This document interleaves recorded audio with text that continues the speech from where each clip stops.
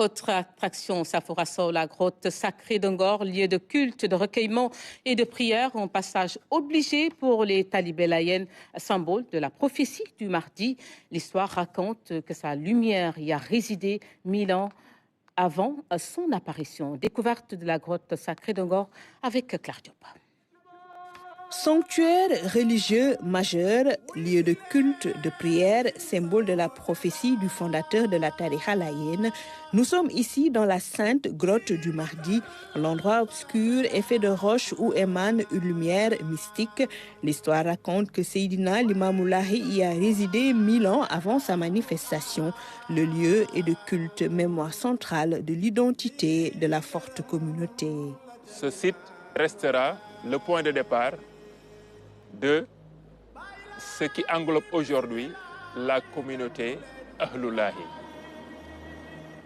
que certains appellent laïenne, tout simplement par ce puzzle de noms que nous nous échangeons nous-mêmes en nous saluant, en disant Laï, Laï, pour qu'il n'y ait pas de distinction. La grotte est située exactement à l'extrême ouest de Dakar, entre 4 îles, Ngor, Yoff, Gorée et l'île aux serpents, site de spiritualité, de révélation. La grotte symbolise la présence divine et la mission prophétique du Mahdi. Le Mahdi que le monde attendait, qui a été prédit donc par Allah subhanahu wa ta'ala, en nous faisant comprendre que le Mahdi, c'est lui qui nous donnera le signe de la fin des temps, parce qu'il sera l'avènement de l'événement. Seydina Limamoulaye est né à Dakar, à Yoff, en 1843. À ses 40 ans, le saint homme déclara avoir reçu une mission divine, s'identifiant comme l'Imamoul Mahdi, l'imam des gens guidés.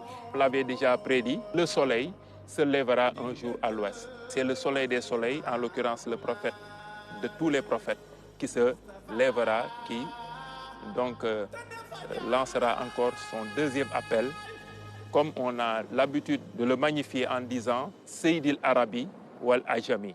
Il n'a fait que se mettre sur ce qui était écrit. Il s'est levé encore à l'ouest pour appeler les hommes et les djinns à un culte sincère pour le rendre au Créateur Allah subhanahu wa ta'ala. La sainte grotte du Mahdi est pour la communauté Ahloulahi symbole du début d'une mission sur terre, endroit mythique et mystique pour les initiés.